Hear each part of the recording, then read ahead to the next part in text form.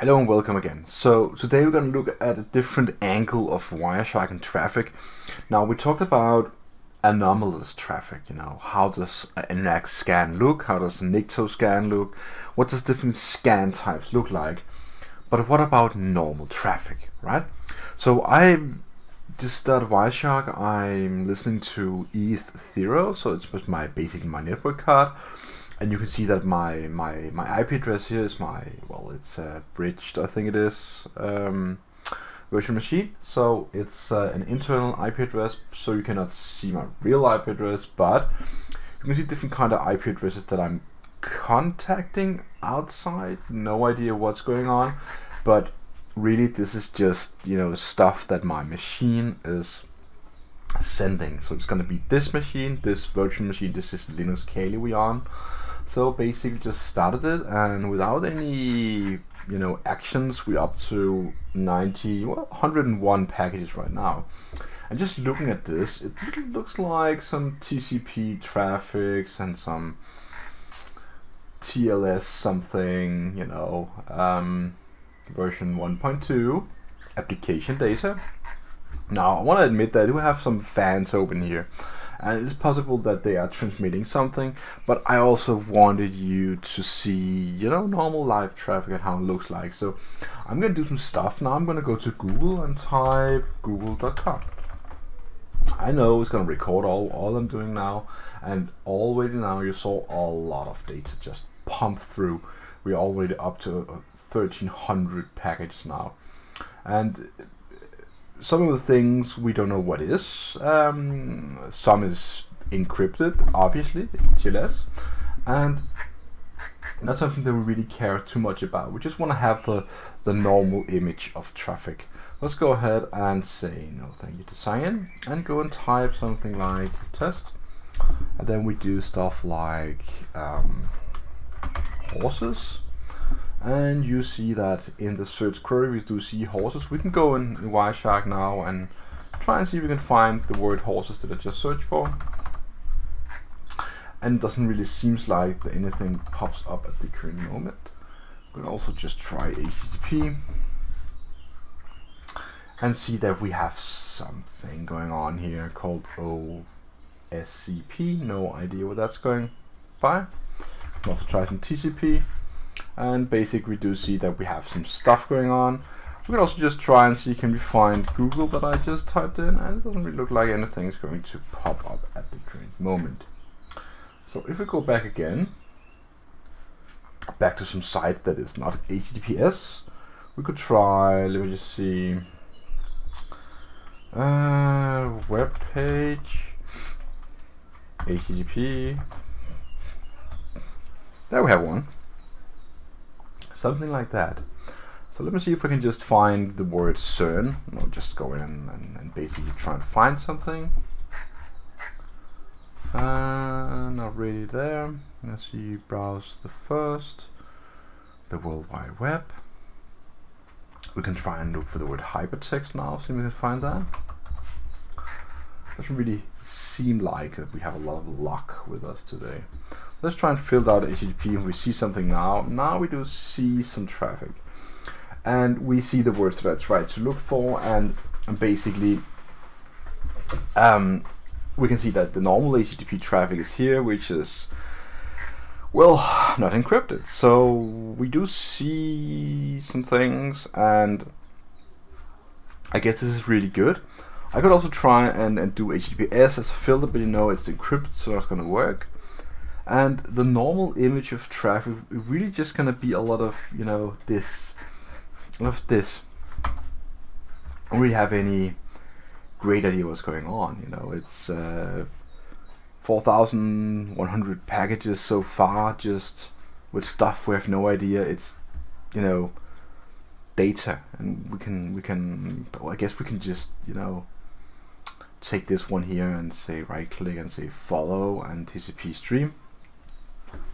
And you will see okay, so it's something to do with Google. You do see the word Google, and this is the best you can do without having the actual certificate. You will not really be able to brute force this to, unravel the mysteries of the encryption. That's not going to be possible, because it's going to be impractical to do it time-wise. So this is not really going to bring you anywhere. So all this is difficult to do traffic analysis on because you don't really know what's going on. Now we could do something like DNS, and just have a look at live traffic. Let's assume this is just live traffic analysis, and then we're going to look at what is going on DNS-wise. Okay, so we can see that there are different queries for Google and other things. Doesn't really stand out that much. Just Google and fonts. I guess it's a font that Google uses. I don't know. It's just a guess. Some ad service, and yeah, it all looks very normal. This is, to the normal eye, this would probably not make any sense. But we're just gonna try and uncover different kind of things here. And it doesn't really look any interesting at all. It's just stuff. What we could do is go into statistics and then do like capture file properties and then have a look at what is going on here. Now what we see is an elapsed time of 6 minutes and 36 seconds, and we do have the amount of packages and so on. Then we could go into statistics again one more time and look at resolved addresses and see what can we see on like the ports, and that could I guess be interesting, but again, you need to know what to look for. And the different things here you can look at as well. What more could be interesting is in the conversational tab. I think you can also zoom in this. No, we cannot right now, it doesn't really matter, but under Ethernet maybe if it was like internal, but on IP4 and 6 you could see stuff like different kind of IP address, and you can sort it and say like who did the most stuff. It was my computer 116.138. It's small, I know I cannot zoom on it, but I guess I could some way, but I'm just gonna tell you the first row is my machine to this 142.250.80.36. No idea what that is, but it could be basically anything. So this is just how it's gonna look in WireShark, and we can just go back again and see did more things happen while we just looked. And yeah, a little bit, but not that much because we haven't been that active really. Now if you pulled up, let's say some tab here, and just I'm a network administrator, I'm gonna ping some like 192.168.116.130. It's gonna be my attack machine IP address. I know it's offline, so it's just gonna broadcast the ARP request right now. And as you can see, it's also unreachable. Nothing is going on. Let's just stop that for now. And basically you can see that it tells like who has this IP, tell me. So basically that's an unsuccessful ping request you saw there. And you can do more things. We can, did I close that window? I did not. So you can do stuff like self ping. So we're gonna ping your own network card just to see if you're online, and you will see.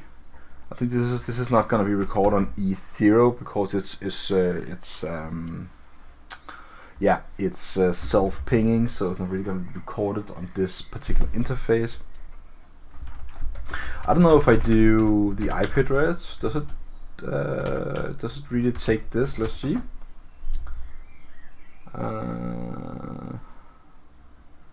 Yeah, it would seem that there's something going on. The ICMP level trying to ping myself. I'm not really gonna get in reply, so that is also something that could be going on, and just should take a glimpse of all this. This is just protocols in the network. Now, this is not a video where I'm going to discuss protocols or anything, but basically just, give you an idea what is it we're looking at and how does it look. Now, if you have this live traffic monitoring going on, you might need some intrusion detection or intrusion prevention to actually, make sure that there's no malicious things going on. But it can be quite difficult, as you see, because if it just says application data and it says TLS version 1.2, what can you really say about this? Not really a lot. But there are things to consider though, because the IP address that's going to be the source of the data, in this particular case it's 33.215.40.77. Is that a listed IP address that is part of command control? Is it internal IP address communicating in some way? Does it look weird? Is this intentional? And you can see that the traffic was started at some point. You can follow lines and stuff. So really just want to say that you need to analyze the data you see before you make up your mind about what it is you're looking at. Now I could probably say a lot more about all these kind of things, but I'm just gonna stop the traffic for now, and says for the duration around 11 minutes we covered and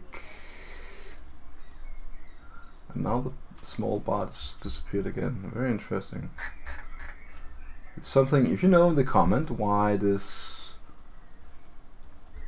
thing that I pull is constantly getting away in some way and disappearing, please let me know.